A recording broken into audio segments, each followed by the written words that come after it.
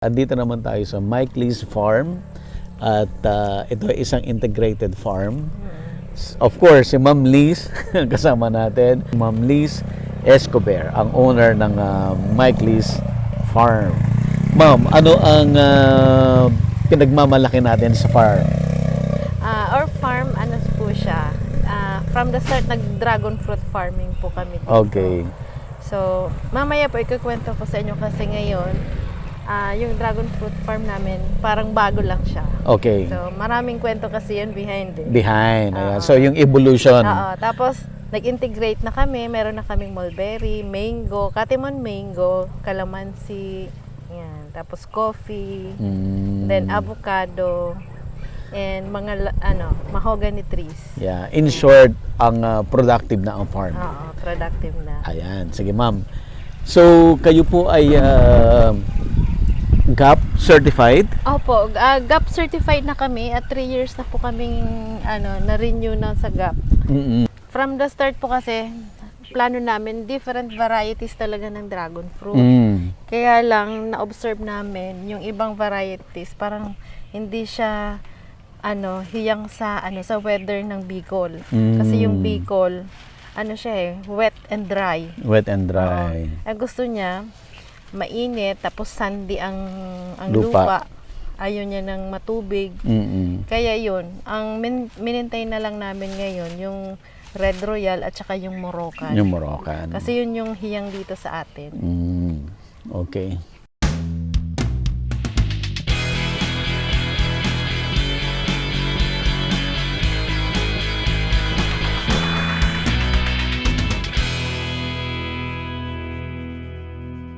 Available na po ang agribusiness merch sa Shopee. Ang link nasa description box.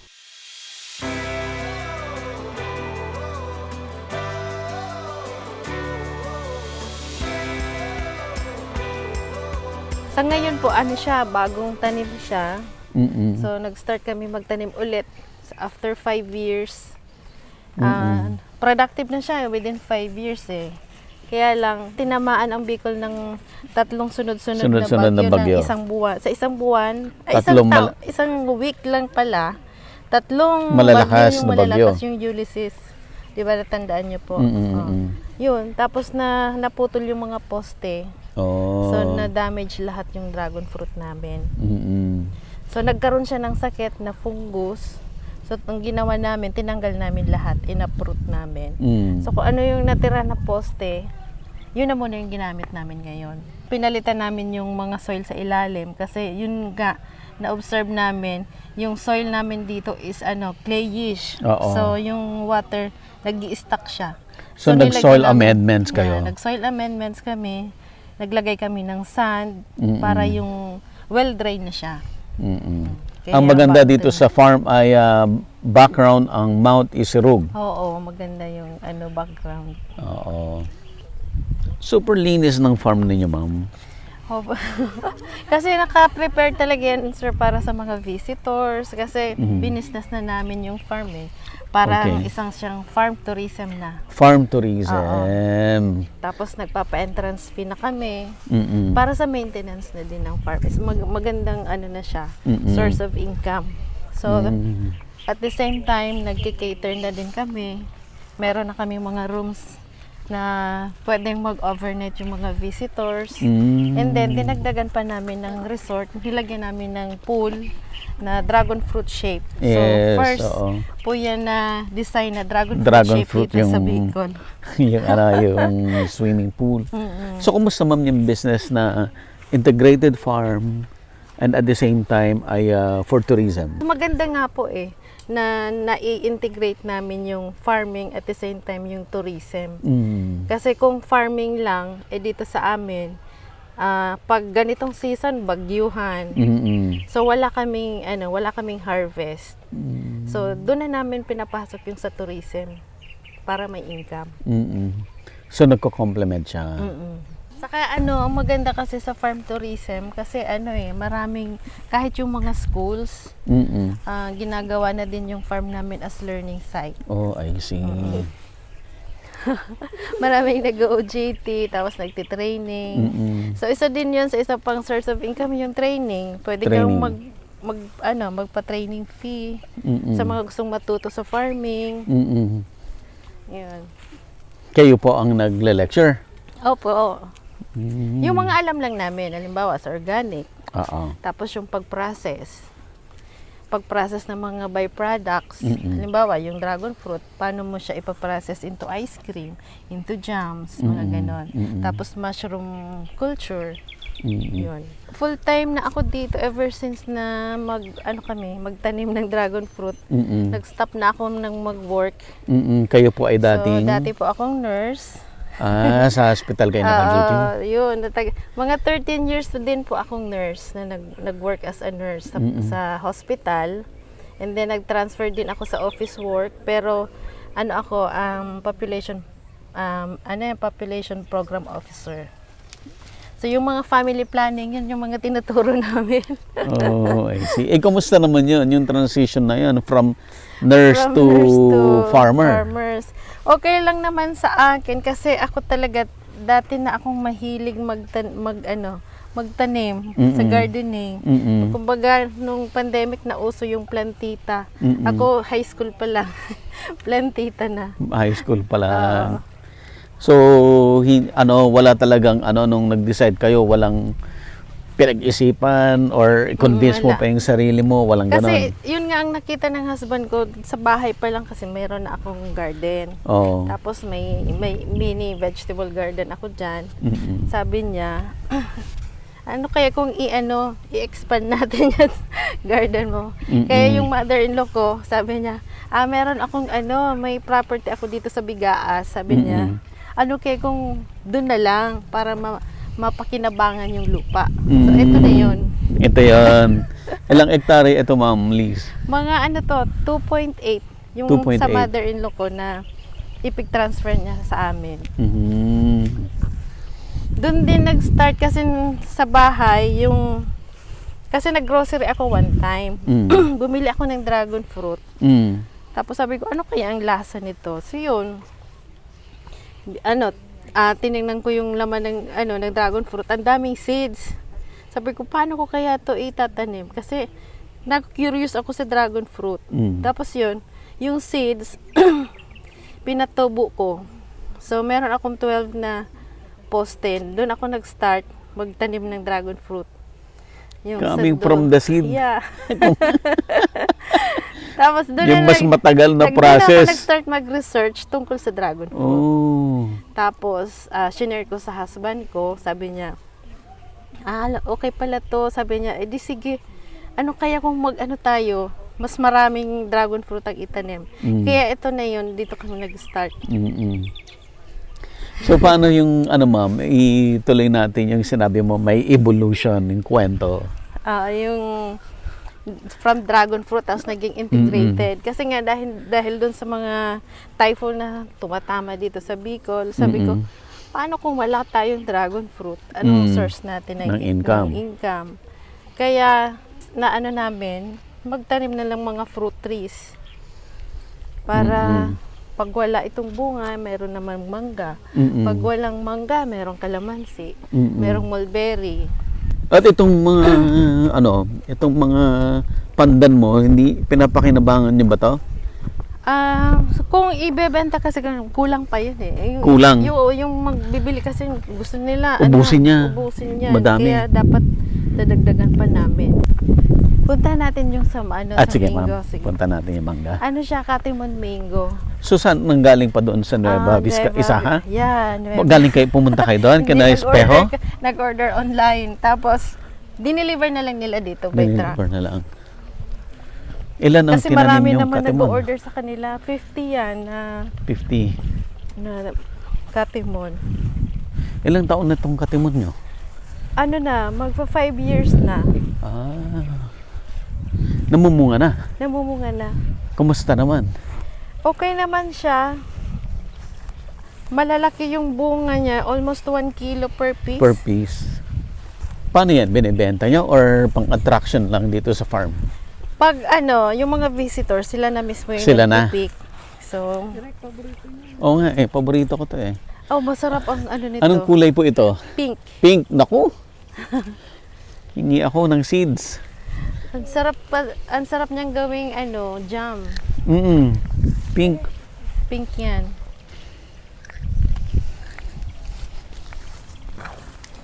Ayan. Yan, ito yung Katimon mango. So ito, katatapos lang namin mag-pruning ngayon. So ang sunod niyan, mag-aano na kami ng fertilizer. Kasi pag December, namumulaklak na to. May bunga na yan. December ang ano niya. So ang management mo, pagkabunga, fertilizer, pruning, fertilizer ulit. Tapos ang weeding mo talagang ano. Oo. Kasi yung pag-fertilizer kasi niyan dito sa labas eh. So may dahon. End of canopy. Oo. Gaano po kadami yung binubungan nito? Ito, siguro isang puno, mga mga 15 kilos. Kasi hindi naman siya yung kagaya ng Indian mango na Super dami. marami. So sa isang ganito, Isa lang. isa lang. Tapos dun, isa lang din. Ganun siya. So malaking tulong to doon sa attraction, doon sa tourism. Sa tourism. So ito, pag ganitong wala siya ng tawag din yung ugbos, yung young talbos. leaves, yung talbos. Ito, ready na to for flowering. For So flowering. pwede ka na mag-spray ng foliar. Ini-sprayan nyo rin ng foliar. Oo, para mamulaklak. Pero pag ganyan na may talbos, hindi pa siya. Pahinga siya. Oo. Pero ang alam ko, ang Katimon all year round po yan, di ba? All year round. So, kagaya nito. Yung last na bunga niya nung September, August, September. Katatapos lang. Oo. Sobrang dami niya na-harvest. Hindi naman. Kasi ka-start pa lang magbunga eh. Pa lang. Hindi pa naman siya yung full bloom na Baka next year. Next year. Kailangan tingin ka ng hinog. Okay, direct. Iuwi natin. May aratilis dyan. Oh. Ito, hinog. Para yung mas hinog pa, para itatanim na. Dito pa sa Bicol talaga naghanap na itatanim. Masarap kasi to, yung pink na Ito, pwede na po ito, no? Ay, ayun po, ito po. Yung mas hinog. Ayun, ala. Ito. Ito. Ayan, ito mas hinog po, oh. Sige po. Ayan. Okay na to. Ayan. Kalili, hilahin mo. Meron pa isa. Pahila, hawak direct. Kahapon, Ang daming bunga, oh. naka-harvest kami Ito, ng hello. kalahating basket. Yan, oh, hinog, oh. eh. Yan. Okay na. Isang ano lang naman ang patutubuhin mo rito eh. Madami na eh. Yung iba kakainin mo direct. Yung iba kakainin. Passion fruit. Ito, passion fruit din. Nag-cultivate na kami ngayon kasi magasarap siyang gawing juice. Magasarap na i-flavor sa ice cream. So, isa po pala sa namin, byproducts dito yung ice cream. Ice cream. Mulberry ice cream, dragon fruit, mango. Eh, may alugbati, oh. Paborito po ni Madam. Ay, wala. Yan yung nilagay namin kanina doon sa sa soup. Sa soup. Eggplant. So, ma'am, ang expansion mo from dragon fruit, ang next tinanim mo na yung mangga. Oo, mangga. Okay, yung Katimon mango. Mulberry. Mulberry. Asan yung mulberry natin? Andun po. Okay. Puntahan natin. Mulberry Tapos yung kalamansi. and calamansi. Kumusta yung calamansi? Kumikita? Pag nauna ka mag-harvest ng kalamansi, diyan ka kikita.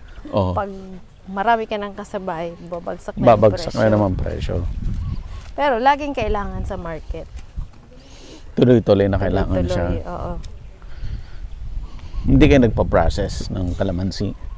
Ginagawa naming juice dito sa resto. Tapos sa mga niluluto namin na sinaserve sa mga visitors. Ayan na lang, panggamit Yun, na lang oo. siya. Tsaka nag-training din ako para sa calamansi juice. Yung concentrated calamansi juice. Kumusta yon? Okay naman. Hindi pa kasi masyado kami makapag-process sa ngayon kasi maglilipat kami ng production area. Oo. FDA approved kami para sa jam and ice cream. Oh. Jam and ice cream na kalamansi? Na dragon fruit Na dragon and fruit. mulberry. Pero yung kalamansi hindi pa namin pinaprocess masyado. Silipin natin yung swimming pool. Sige. Ilang hektarya to, ma'am? Ma'am Liz? 5 hectares po ito lahat. Ang laki. Nalilipot mo to lagi? Hindi. Minsan kasi yung trabaho, minsan nauubos yung ibang oras sa isang trabaho lang. Ito yung mukhang dragon fruit. Oo. Ito, dalawang color, Mm. red tsaka yung yellow. Kasi dati nagtanim kami ng Isis Gold, yung yellow dragon fruit. So, another yun- pool dun sa Oo, baba. sa baba, orange naman ang ilalagay namin.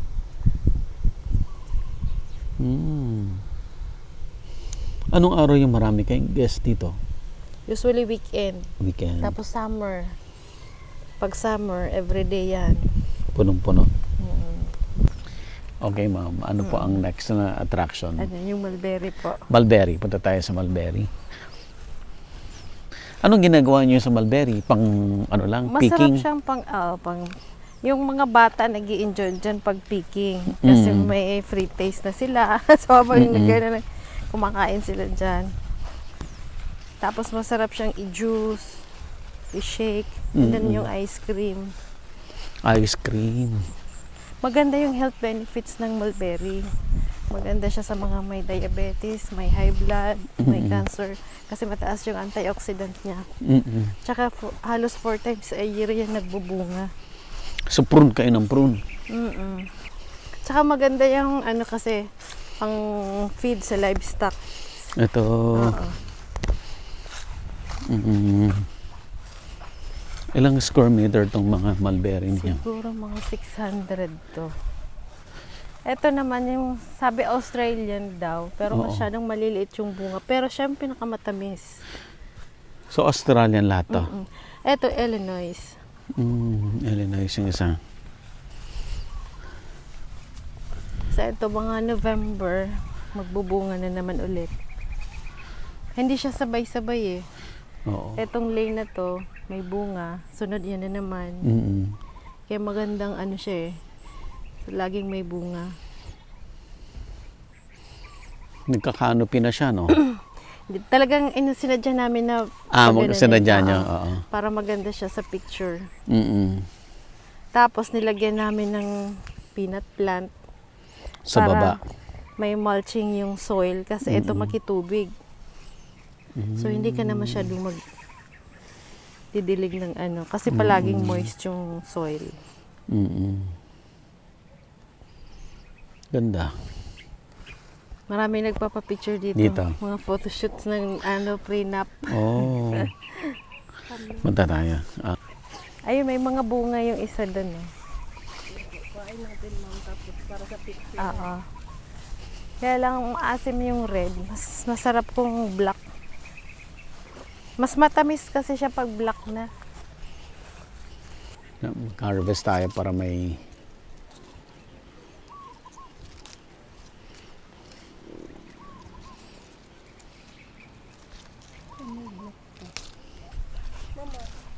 Halos ano pa.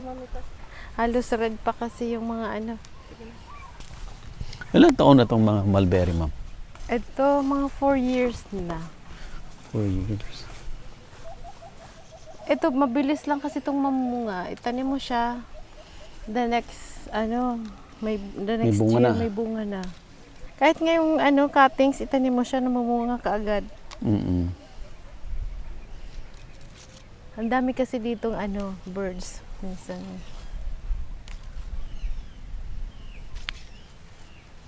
Ang daming birds dito.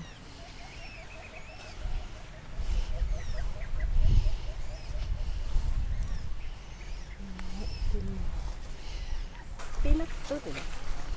Hindi, peanut plant lang yan, hindi yung totoong peanut.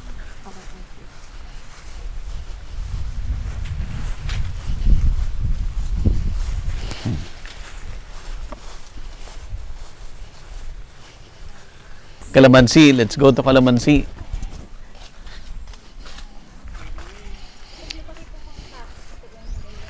So ito ang major mo, the mulberry, the mangga, the dragon fruit, and the calamansi. Oo. Malawang din. Ilang puno rin yung calamansi mo? Mga ano din, lampas, siguro mga 60. Kasi meron pa kami ano dyan eh, mga konting American lemon. May American lemon din. So eto, marami siyang mamunga talaga pag ano yung naglalaglagan.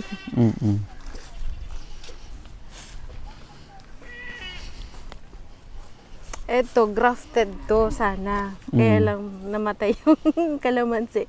Ang tumubo yung ano, Yung roots niya. yung roots niya. Ano ito? Lukban. Lukban.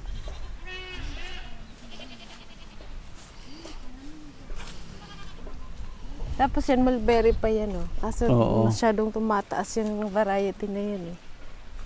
Kasi yung mga nilalagay namin sa juice kasi to. Oh. Na-harvest mo na siya kahit 1 month. Hindi Talaga? pa siya na, oo. Ito yung citron. Ito yung American. Iba Hindi, pa. citron talaga siya. Kasi yung American lemon, malambot yung balat. Tsaka konti yung seeds. Ito yung parang native na natin na ano, American lemon. Ito yung magandang ilagay sa honey. Ito. Oo, citron. Citron. Iba rin. Madali lang itong i-propagate eh. Yung seeds niya, Mm. mabilis na tumubo. Tapos mabilis din mamunga. Tsaka mababa lang siya. Tingnan nga natin, ma'am. Ayan, oh. Ito, lahat by seeds ko lang to. Pig propagate. Pinatubo ko sa seeds. Tapos yun na. Sige-sige lang. Every time na Tanim. magtatanim.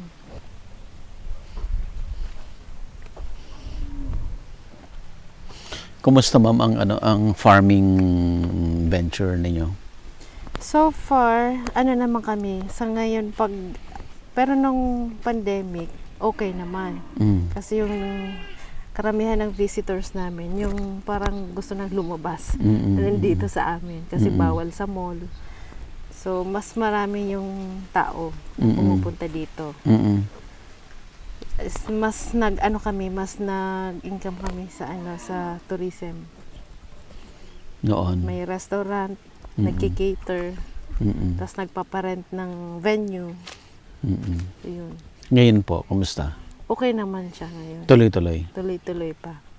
Nakaka-survive naman in time of may panahon kasi na mga lean months. Pero at least nakakapag kami ng pangsweldo ng staff. Nakukuha naman. Bukod doon sa pasweldo sa staff, malaki ba ang kita? Siguro kung mo siya, i-manage talaga ng maganda na i-maximize mo lang yung staff, maganda yung kita ng sa farm tourism. Kaya lang kami, yung ibang income nahuhugot sa mga development. Kasi yung mga visitors, mas gusto nila yung every time pupunta sila, may bago. So Doon tuloy-tuloy ang development. So yung kita, igugulong. Pero naglalabas ka pa ba ng bagong kapital o hindi na? Minsan na lang, pag mga, halimbawa, walang pumapasok. Siguro sa 1 year, mga 2 months na ganun. Na lalabas ako Anong ng buwan sarili. yun? August? August. Yung September, medyo okay. Yung October, medyo okay. Yung July, August. July, August. Ito yung dead month Yan, talaga. yun. Halos lahat Tsaka naman. naman meron kaming PhilJeps. So, nakakapag-bid ako sa government sa mga seminars and trainings na dito yung events nila. Tapos kami yung magki-cater. So, nakaka-survive kami. Kahit yung bayad nila after 2 months, naiipon ko yung yung bayad nila. So, meron akong pang labas ng ng budget para sa mga lean months. So far okay yung yung agribusiness na sa farm tourism. Sa farm tourism. So mga ano ma'am ang mga natutunan mo sa farming? Gaano kaiba ito doon sa may day job? Ito kasi mas maganda siya kasi mas ano siya. Kumbaga fulfilling yung pagod mo. Pag mas maganda yung ideas mo, yung pakikisama mo sa mga staff, yung kung paano mo sila ang tawag dyan, yung motivate. Mas maganda yung output, mas maganda yung returns ng business. Paano kayo nag-a-attract ng mga bagong customers? Lagi lang po kami nagpo-post sa Facebook page namin online. Every day dapat may pinopost ka ng bago. Yun lang.